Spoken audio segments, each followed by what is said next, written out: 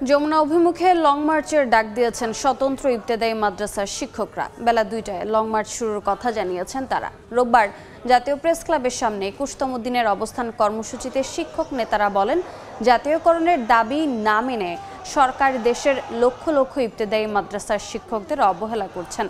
আজকের মধ্যেই জাতীয়করণের ঘোষণা দিয়ে কর্মস্থলে ফিরে যাওয়ার সুযোগ করে দেওয়ার আহ্বান জানান তারা। এদিকে নাগরিক ঐক্য ও গণ অধিকার পরিষদ সহ বেশ কয়েকটি রাজনৈতিক দলের প্রতিনিধি দলের আজ প্রেস ক্লাবে শিক্ষকদের আন্দোলনে সংহতি জানাতে আসার কথা জানান আন্দোলনকারীরা।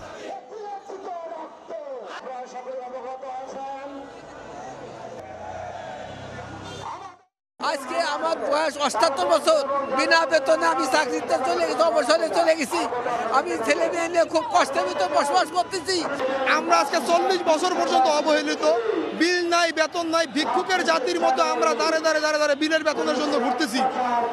কিন্তু আজও পর্যন্ত কোনো সরকার বাহাদুর আমাদের বিল, বেতন, জাতীয়করণ কিংবা এমপিভুক্তের কোনো কাজ তারা হাতে নেয় না। আমরা বারবার এই প্রেস ক্লাবে এসে ধর্ণা ধরি, কিন্তু কোনো সরকার আমাদের এই বেতন ভাতার ব্যবস্থা করেন নাই। এই মুহূর্তে জাতীয় প্রেস ক্লাবের সামনে আছেন সহকর্মী সান্দানী প্রত্যয়। সরাসরি যাচ্ছি তার কাছে। প্রত্যয়, অনুদানবিহীন ও অনুদানভুক্ত মাদ্রাসা শিক্ষকদের, ইবতেদায়ী মাদ্রাসার শিক্ষকদের আন্দোলন কর্মসূচি আজ ২১তম দিনে গড়িয়েছে। প্রতিদিনের মতো মাদ্রাসার শিক্ষকরা জাতীয় প্রেস ক্লাবের সামনে ভিড় করেছেন। তারা স্লোগানের মাধ্যমে, বিক্ষোভের মাধ্যমে তাদের দাবি জানাচ্ছেন। জাতীয়করণ বাস্তবায়ন না হওয়া পর্যন্ত তারা রাজপথ ছাড়বেন না, এমন হুঁশিয়ারি দিচ্ছেন। একই সঙ্গে কিছুক্ষণ আগে এখানে শিক্ষক নেতারা বক্তব্যে জানালেন যে আজ দুপুর ২টায় তারা যমুনা অভিমুখে লং মার্চ কর্মসূচি পালন করতে পারেন। একই সঙ্গে তারা এটি প্রত্যাশা করছেন যে আজকের মধ্যেই তাদের জাতীয়করণের যে ঘোষণাটি দেয়া হয়েছিল সেই ঘোষণাটি বাস্তবায়ন করে সরকারের পক্ষ থেকে প্রজ্ঞাপন জারি করা হবে।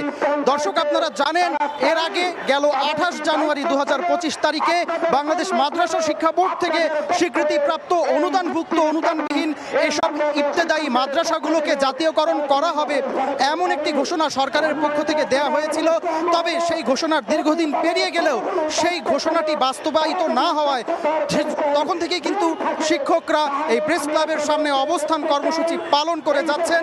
এর আগে ২৭ অক্টোবর শিক্ষকদের সচিবালয় অভিমুখে ঘেরাও কর্মসূচিটি পুলিশি বাধায় পণ্ড হয়ে যায়। সেখানে বেশ কিছু শিক্ষক হতাহত হয়েছেন। শিক্ষকরা আজও তাদের আন্দোলন কর্মসূচিতে বক্তব্যে জানাচ্ছিলেন যে তারা প্রত্যাশা করছেন শিক্ষা প্রশাসন এবং শিক্ষা মন্ত্রণালয় সংশ্লিষ্ট যারা রয়েছেন তারা তাদের সঙ্গে সৌহার্দ্যপূর্ণ আচরণ করছেন না, তারা একটিবারও তাদের সঙ্গে আলোচনায় আসছেন না।